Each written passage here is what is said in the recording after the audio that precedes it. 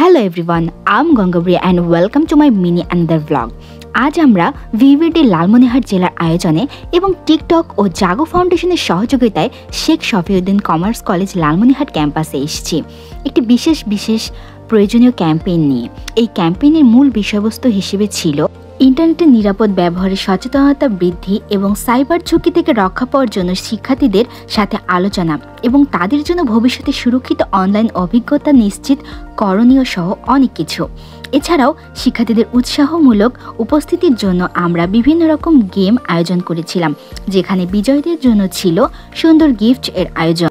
সাবধানে অনলাইন ক্যাম্পেইনে সংযুক্ত থেকে আমিও নতুনভাবে অনেক কিছু জানতে ও শিখতে পেরেছি।